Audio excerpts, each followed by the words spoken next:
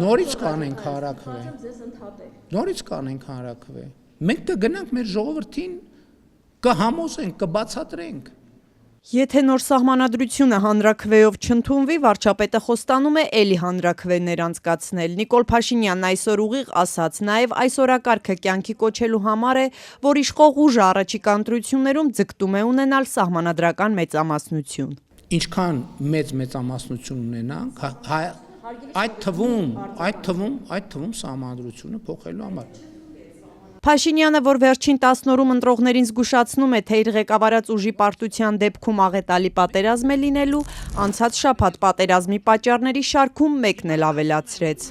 Ելնելու է պատերազմ սեպտեմբերին ու աղետաբեր պատերազմ։ Եթե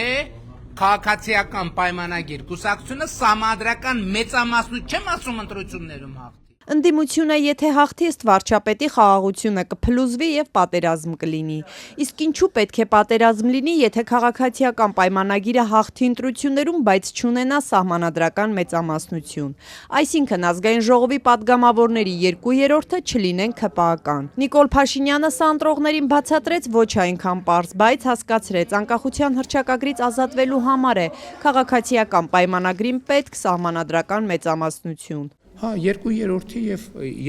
տեսեք, ես նախկինում խոսել եմ անկախության հռչակագրի մասին եւ ուզում եմ հստակ ասել, որ այդ քննարկումները, որ մենք ունենանք նոր սահմանադրություն, որտեղ հղում չկա անկախության հռչակագրին, դա մեզ է պետք առաջին հերթին, որովհետեւ դա նշանակում է այս տարածաշրջանում հարատև պետություն ունենալը դարձնել հնարավոր։ Անկախության հռչակագրի հեռացումը նոր սահմանադրությունից Ադրբեջանի նախագահի գլխավոր պայմանն է, որ ստորագրի հայ-ադրբեջանական խաղաղության նախաստորագրված պայմանագիրը։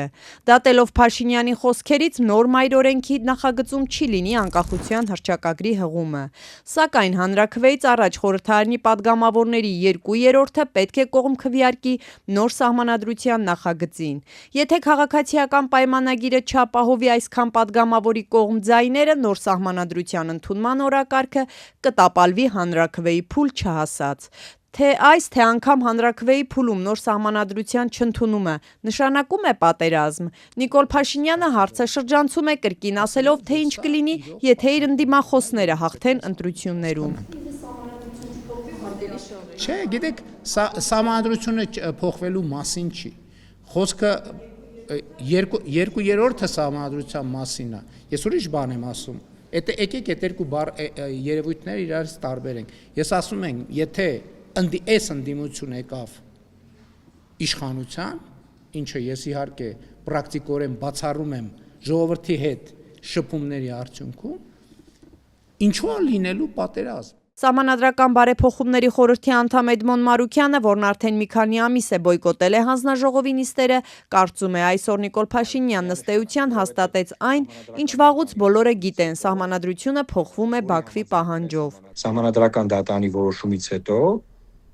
որի համաձայն մեր սահմանադրության տեքստի մեջ, այդ թվում նաև նախաբանի մեջ, չկա տարածքային պահանջ հարևան որևէ երկրից, այս թեման պետք է փակվեր։ Բայց քանի որ Ալիևը չփակեց թեման եւ շարունակեց պահանջել սահմանադրությունից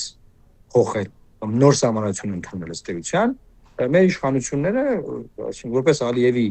հանձնարարությունները կատարողներ շարունակեցին այն կատարել։ Մարուքյանի գնահատմամբ նոր սահմանադրության նախագիծը, եթե հասնի հանրաքվեի փուլ, ցանկացած արդյունք խնդրահարույց է լինելու Հայաստանի համար։ Եթե մենք գնանք հանրաքվեի, թե այոն դրա ընդունումը, թե ոչը դրա մերժումը Հայաստանի համար խնդիրներ է առաջացնելու։ Իսկ թե արդյոք այդ հանրաքվեի տապալումից հետո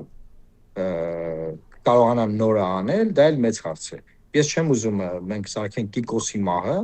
Փաշինյանը պետք է ընտրվի, որ կարողանա հանրաքվե անի։ Դրա համար եկեք թողնենք հարցը ընտրվելուն, էլի, այսինքն իր ընտրվելուց է կախված այս հարցի քննարկումը, ակտուալ է թե ակտուալ չէ։ Նոր սահմանադրության տեքստին հանրությունը ծանոթ չէ, Արդարադատության նախարարը խոստացել էր հենց մարտին այն հրապարակել։ Այսօր վարչապետն ասաց, դեռ աշխատում են տեքստի վրա։